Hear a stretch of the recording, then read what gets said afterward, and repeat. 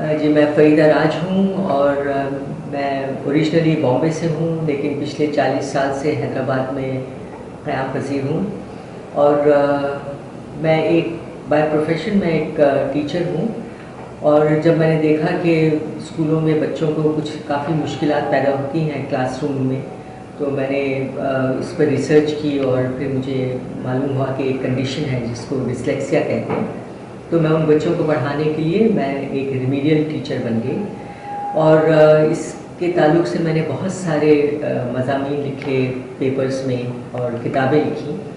और इसके साथ साथ ही चूँकि मैं उर्दू ज़बान से भी वाकिफ़ हूँ, तो मैं चाहती थी कि वो उन औरतों के लिए जो अंग्रेज़ी नहीं पढ़ती हैं, जो सिर्फ़ उर्दू पढ़ती हैं, तो उनके लिए मैं उनकी सेहत के मुतालिक से सेहत के ताल्लुक़ से मैं उनकी सेहत के बारे में लिखूं। तो मैंने सियासत में ज़ाहिद अली साहब से बात की और उन्होंने कहा कि उर्दू में लिखकर मुझे आर्टिकल्स दो तो मैं पब्लिश करूँगा। तो मैंने तकरीबन 15-20 साल तक मैं उनकी जो ख़वातीन का सप्लीमेंट आता है उसमें मैं मज़ामीन लिखती थी। और उसके साथ ही मुझे ये एहसास हुआ कि मज़ामीन में हम इतनी डिटेल में नहीं लिख सकते हैं, तो मैंने किताबें लिखना शुरू की। और मेरी पहली किताब थी हम और हमारी सेहत, जो ख़वातीन की सेहत के मुतालिक थी। ख़वातीन का जो कुछ भी सेहत का मसला होता है उसके बारे में वो किताब लिखी गई थी, और नहायत ही सलीस ज़बान में, ताकि हर पढ़ने वाली ख़ातून जो हैं वो उसको समझ सकें। और इसी सिलसिले में मुझे उर्दू अकेडमी से, तेलंगाना उर्दू अकेडमी से अवार्ड दिया गया था। लाइफ टाइम अचीवमेंट अवार्ड मुझे मिला। और एक और अवार्ड होता है लाडली मीडिया अवार्ड, और ये भी जेंडर सेंसिटिविटी पे लिखने से मुझे मिला था। फिर ये इस तरह से चलता रहा। और फिर एक दिन मेरी मुलाकात कुछ ऐसे यंग लोगों से हुई जहाँ पे ये बताया गया था कि इन्हें मल्टीपल स्क्लेरोसिस नामी मर्ज़ है, डिसीज़ है। तो ये मल्टीपल स्क्लेरोसिस, जिसको वो अक्सर MS के नाम से जानते हैं। तो जब मेरे पहली बार मेरा एक्सपोजर था उनके साथ, तो मुझे लगा कि ये तो बिल्कुल सही सलामत, बिल्कुल हमारी और आपकी तरह दिखते हैं, तो ये कैसा मर्ज़ है। तो फिर मैंने इसके बारे में बहुत सारी जानकारी हासिल की और मैंने डॉक्टरों से बात की। और हैदराबाद में एक सोसाइटी है जिसको मल्टीपल स्क्लेरोसिस सोसाइटी हैदराबाद में, हैदराबाद चैप्टर है ये, इसका हेड ऑफिस जो है वो दिल्ली में है। तो वहाँ पर जाकर मुझे इस मर्ज़ के बारे में, डिसीज़ के बारे में बहुत सारी मालूमात मिली। लेकिन अक्सर मालूमात जो थी वो मेडिसिन से रिलेटेड थी। तो मैं चाहती थी कि इनके जो दूसरे इश्यूज़ होते हैं उसके बारे में भी मैं ज़्यादातर उसके बारे में लिखूं, ताकि लोगों को ये मालूम हो सके कि कौन से वो सिम्टम्स होते हैं जो कि इस मर्ज़ की निशानदेही करते हैं। तो वहाँ पर मुझे ये मालूम हुआ कि ये एक ऑटो इम्यून डिसीज़ है, यानी कि हमारे जिस्म का जो सिस्टम होता है, जो हमारे अंदर दाखिल होने वाले जरासीम या बैक्टीरिया, वायरसेस को नीस्तो नाबूद कर देता है। तो ये सिस्टम पलट कर हमारे ही जिस्मानी अज़ा पर हमला करता है। तो यहाँ पर ये एक सेंट्रल नर्वस सिस्टम का डिसीज़ है, जिसमें नर्व फाइबर्स जो होते हैं, जो हमारे स्पाइनल कॉर्ड में, हमारे ब्रेन में है, तो ये नर्व फाइबर्स पर एक कवरिंग होती है। जैसे मान लीजिए कि जब आप इलेक्ट्रिक की वायर को देखते हैं तो उसके पर एक प्लास्टिक की कोटिंग होती है जो अंदरूनी तार को महफूज रखती है। अगर ये कवरिंग जो है ये फट जाए, ख़राब हो जाए, तो तार पर उसका असर पड़ता है। तो बिल्कुल उसी तरह से ये नर्व फाइबर जो है, इस पर जो कवरिंग होती है उसको माइलिन कहते हैं। और ये ऑटो इम्यून सिस्टम जो है वो उसी को अटैक करता है, उसको डैमेज करता है। उसको डैमेज करने से जो अंदर का नर्व सेल होते हैं, वो फाइबर होता है, वो असरअंदाज होता है। तो ये नर्व फाइबर जो हर तरह की इंफॉर्मेशन को ब्रेन तक पहुंचाता है, दिमाग तक पहुंचाता है, उसमें खलल पैदा होता है और इंटरप्रिटेशन सही नहीं हो पाता। और इसकी वजह से बहुत सारी तकलीफ़ें लाहिक हो जाती हैं। और को पहचानने के लिए एक न्यूरोलॉजिस्ट जो होता है वो इसकी निशानदेही कर सकता है और एमआरआई करवाना होता है। एमआरआई में ब्रेन में जो लीजन्स बनते हैं, जो धब्बे दिखते हैं एमआरआई में, तो उससे मालूम होता है कि ये एमएस नामी डिसीज़ है, मल्टीपल स्क्लेरोसिस। तो यहाँ तक तो था जो कि हर एक कोई भी नेट पर जाकर भी इसके बारे में पढ़ सकता है, लेकिन मेरा जो ज़्यादा फोकस था वो था इनविजिबल सिम्टम्स में। इनके कई ऐसे सिम्टम्स होते हैं जो कि दिखते नहीं हैं, लेकिन जो जिस शख्स को ये मर्ज़ लाहिक होता है उसको महसूस होते हैं। जैसे हद से ज़्यादा गर्मी महसूस होना, और पूरे बदन में नहीं बल्कि पैरों में या हाथों के हथेलियों में, पैरों के तलवों में ये गर्मी महसूस होती है। तो इसको जो किसी को दिखती नहीं है, लेकिन जो शख्स होता है वो कहीं बाहर भी गया हो तो वो फिर वापस पलट कर घर आना चाहता है ताकि वो अपने ठंडे कमरे में बैठ सके। इसके साथ ही कई और होती हैं, जैसे निगलने में, स्वॉलो करने में दिक्कत महसूस होती है, या फिर मसल्स इतने टाइट हो जाते हैं तो उनको हाथ को हिलाना, पैरों को हिलाना वो मुश्किल हो जाता है, तो इसकी वजह से चलना बहुत मुश्किल हो जाता है। तो कई दफ़ा ऐसे भी होता है कि काफ़ी अरसे के बाद अगर फिज़ियोथेरेपी वगैरह नहीं ली गई है तो उन्हें व्हीलचेयर की मदद की ज़रूरत पड़ती है, और या फिर वॉकिंग स्टिक, वॉकर लेकर के वो चलते हैं। और ये डिसीज़ में ये बताना चाहती थी कि ये जब अक्सर जवान लोगों में, जबकि वो अपने height of the career and personal lifes, उस वक्त जैसे 22-23 साल की उम्र में होता है जब आप हायर स्टडीज़ के लिए जाना चाहते हैं, और जब ये डिसीज़ होता है और जब इसके बारे में डॉक्टर बताता है कि तुमको एमएस लाहिक हो गया है, तो उनके जज्बात का अंदाज़ा लगाना बेहद मुश्किल हो जाता है, क्योंकि वो आगे बढ़ना चाहते हैं और ये डिसीज़ का कोई भी सही मानों में इसका इलाज नहीं है, इसको सिर्फ मैनेज किया जाता है दवाइयों से। तो उस वक्त जो उनकी दिमागी हालत होती है वो बहुत बिगड़ जाती है, क्योंकि उन्हें समझ में नहीं आता कि क्या मैं पढ़ सकती हूँ आगे, या अगर मैं कोई कंपनी में काम कर रही हूँ या कर रहा हूँ तो मैं उसको जारी रख सकूँगा, क्योंकि ये सब प्रोफेशनल्स हैं मोस्ट ऑफ देम, और कई होम मेकर्स हैं जिनके बच्चे हैं या वो बच्चा चाहते हैं, उनकी अभी भी शादी हुई है, तो क्या वो आगे चलकर वालिदैन बन सकते हैं। और फिर इसके साथ एक और भी मसला हो जाता है कि जिन्हें ये बीमारी है धीरे धीरे उन्हें किसी न किसी की ज़रूरत पड़ती है। अगर बीवी को है तो शौहर उसका केयर गिवर बन जाता है, और अगर हस्बैंड को है तो बीवी, या फिर कई दफ़ा ऐसा भी होता है कि बच्चे थोड़े बड़े हो चुके होते हैं तो वो उनके केयर गिवर्स बन जाते हैं। और यहाँ पर इस किताब में मैंने एक और भी मसले पर रोशनी डाली है, वो है केयर गिवर का।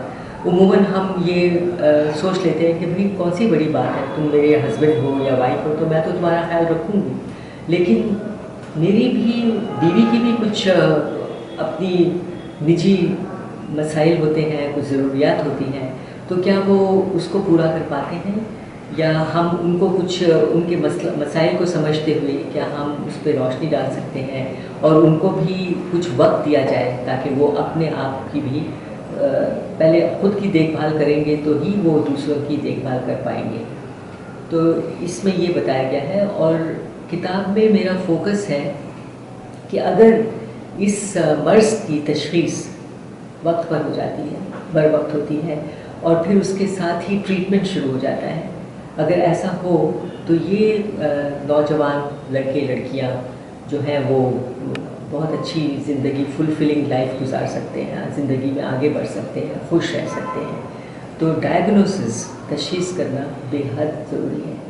और इस किताब का जो लिखने का मेरा पर्पस जो लाइफ में था वो ये है कि लोग इसको पढ़ें, इसके बारे में बातचीत करें, और इसके बारे में जितनी मालूमात बाहर आएंगी तो उतने ही लोग इसके बारे में जानेंगे और तशख़ीस करना आसान हो जाएगा। आप देखिए, अब हम हैदराबाद में हैं, हैदराबाद में हमारी जो सोसाइटी है उस सोसाइटी में रजिस्टर्ड एमएस पर्सनस जो हैं वो सिर्फ 223 हैं। हालांकि नंबर बहुत बड़ा है, लेकिन क्योंकि लोगों को पता नहीं है कि इस सिम्टम के लिए हम किसके पास जाएं, तो वो तशख़ीस नहीं हो पाती। तो तशख़ीस होगी वक्त पर और टाइमली ट्रीटमेंट होगा, क्योंकि इसका कोई इलाज नहीं है, क्योर नहीं है, इसको हम सिर्फ मैनेज करते हैं दवाइयों से। तो ये in a nutshell this is what. ये मल्टीपल स्क्लेरोसिस होता क्यों है? ये कोई नहीं जानता, नहीं क्यों जानता। होता है। सिर्फ अच्छा। कहीं किसी केस में ये विरासती तौर पे आता है, जेनेटिक है, वो भी बहुत कम है। कोई एक जीन होता है किसी एक में जिसकी वजह से ये हो जाता है, लेकिन ये क्यों होता है ये नहीं बता सकते। जी। जैसे ऑटो इम्यून और कैसे कई हैं ऑटो इम्यून डिसीज़, आर्थराइटिस है और सोरियासिस है जो कि स्किन का डिसीज़ है, वो सब ऑटो इम्यून है। वो क्यों होते हैं वो नहीं बता सकते, तो उसको मैनेज करते हैं। कई दफ़ा कई डॉक्टर्स कहते हैं कि आप अपनी डाइट का ख्याल रखिए, चंद तरह के ग़िज़ा जो है वो नहीं खानी चाहिए, तो उससे आपको हेल्प हो सकती है। फ्रेश वेजिटेबल्स और वैसी चीज़ें खाने से हम उसको कंट्रोल में ला सकते हैं, एक्सरसाइज करने से। और सबसे बड़ी बात, अगर हम दिमागी तौर पर हम अच्छी बातें सोचें, हमारा व्यू पॉइंट जो है वो पॉजिटिव रहे, मस्बत ख़यालात के हामिल हों, तो हम इसको काफ़ी हद तक मैनेज कर सकते हैं। आपने बताया कि वेस्टर्न कंट्रीज में पहले ज़्यादा था, अब इंडिया में ज़्यादा हो रहा है। जी हाँ। तो क्या वजह है कि इंडिया में इसकी इंसिडेंस बढ़ रहा है? इंसिडेंस बढ़ नहीं रहे हैं, ये तो थे ही पहले से, लेकिन अवेयरनेस होने की वजह से अब लोग जो हैं वो जाते हैं डॉक्टर्स के पास अपनी तशख़ीस कराने के लिए, तो अवेयरनेस की वजह से ही। तो मतलब पहले भी वेस्ट की तरह ही यहाँ पे भी था? उतना ज़्यादा नहीं था, ये ज़्यादातर वेस्टर्न कंट्रीज़ में बहुत पहले से आ गया था, लेकिन यहाँ पर अभी मतलब चंद 20-25 सालों से इसके बारे में बातचीत हो रही है। जी, आपने बताया कि इसका कोई इलाज नहीं है, सिर्फ मैनेज किया जा सकता है। और सोसाइटी में आप जिस तरह से बता रहे हैं कि इग्नोरेंस बहुत है। जी हाँ। इवन एजुकेटेड लोग भी ऐसे मामलात में जो है चूक जाते हैं। जी। तो कैसे सोसाइटी को इस परेशानी से बचाया जा सकता है कि फ़ौरन डिटेक्ट किया जाए और उसको मैनेज किया जाए? जी हाँ, तो इसके लिए हम हमारी जो सोसाइटी है उसमें हर महीने 2 प्रोग्राम होते हैं।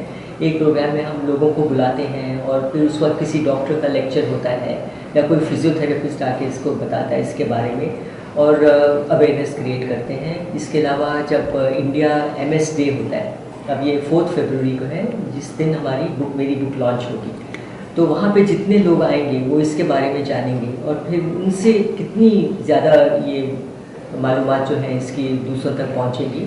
तो अवेयरनेस क्रिएट करना ही सबसे बड़ी बात है।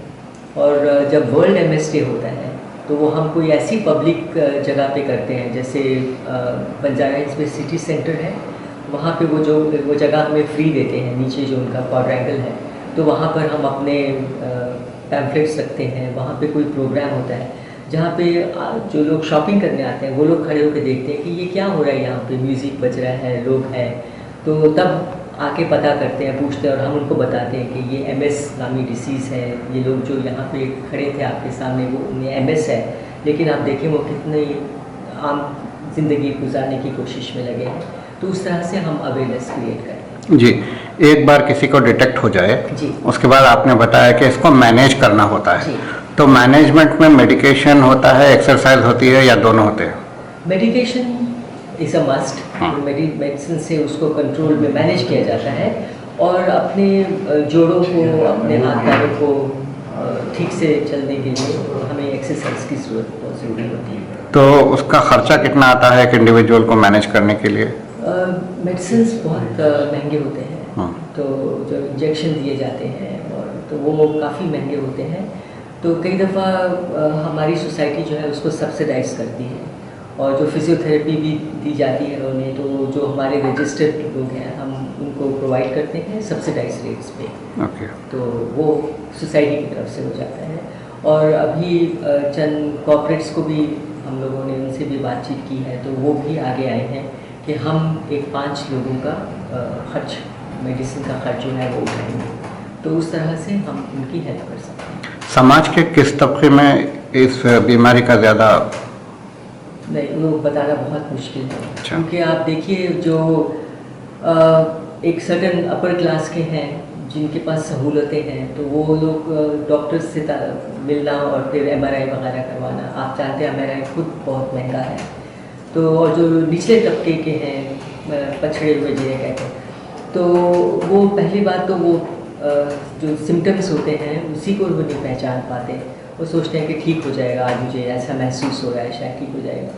फिर जब तक वो जाते हैं तो वो काफ़ी मैनेज करना मुश्किल हो जाता है, और फिर उनके पास इतनी माली तौर पे उनकी हालत ऐसी नहीं होती कि वो दवाइयाँ वगैरह कर सके।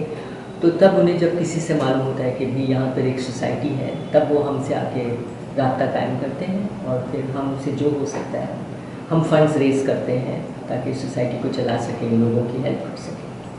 जब इसका इलाज मौजूद नहीं है जी, तो prevention is always better than cure. तो आप क्या सजेस्ट करते हैं कि ये बीमारी हो ही ना किसी को? ये जैसा मैंने बताया आपको, एक ऑटो इम्यून है डिसीज, तो इसमें प्रिवेंशन का सवाल ही नहीं आता, क्योंकि आप किस तरह से प्रिवेंट करेंगे इसको? ये तो आपके अंदर आप ही का सिस्टम आप ही को दुश्मन मानकर आप पे अटैक करता है। क्यों बन गया दुश्मन? क्यों बन गया दुश्मन, वो कोई नहीं जानता, इसका जवाब नहीं दे सकते कोई। ठीक है, ठीक है। तो फाइनली आप क्या सजेस्ट करेंगे?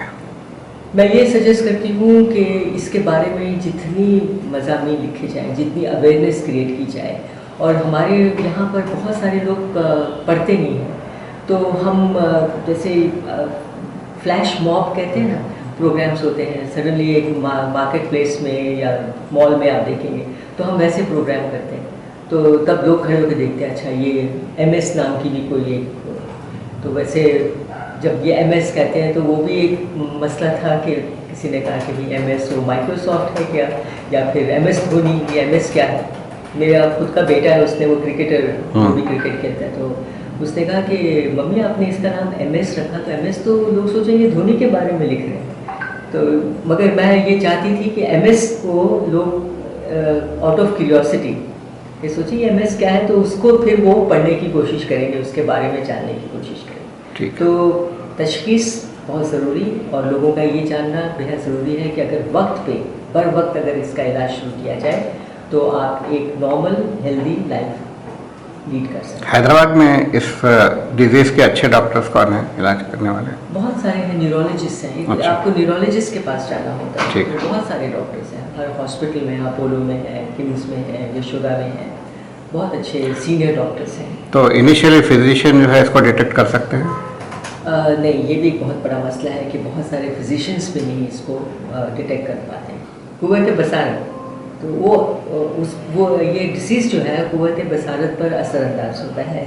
किसी को धुंधला दिखता है, किसी को डबल दिखता है, या कई दफ़ा किसी को चंद घंटों के लिए या 1-2 दिन के लिए बिल्कुल कुछ नज़र नहीं आता। तो वो किसके पास जाएंगे? वो जाते हैं आँखों के डॉक्टर के पास, लेकिन आँखों के डॉक्टर के पास भी इतनी नॉलेज और इतनी इंफॉर्मेशन होनी चाहिए MS के बारे में कि वो उनसे कहे कि आप जाके न्यूरोलॉजिस्ट को दिखाइए। तो इसीलिए हम ये प्रोग्राम्स करते हैं ताकि इसके बारे में जितना हो सके अवेयरनेस क्रिएट करें। एक नॉर्मल फिजिशियन जो है वो भी कहे कि आपके जो सिम्टम्स हैं वो आप जाकर न्यूरोलॉजिस्ट को दिखाइए, और न्यूरोलॉजिस्ट का पता बताएं। निम्स में यहाँ पर वहाँ पर भी डॉक्टर्स हैं, बहुत अच्छे डॉक्टर्स हैं, तो ये सब अवेयरनेस क्रिएट करते हैं। हमसे बात करने का शुक्रिया। बहुत बहुत शुक्रिया आपके यहाँ आने का। मैजेस्टिक स्वीट्स पिछले 22 साल से आपकी खिदमत में लजीज मिठाई और नमकीन पेश करते आ रहे हैं। मैजेस्टिक स्वीट्स की मिठाई बिलखुसूस अजमेरी कलाकंद न सिर्फ हैदराबाद बल्कि बैरून मुल्क भी मशहूर और मारूफ है। ताज़ी जायकेदार मिठाई और नमकीन के लिए तशरीफ़ लाइए। Majestic sweets and savouries, Mehdipatnam. Majestic sweets and नमकीन, टोली चौकी, हैदराबाद।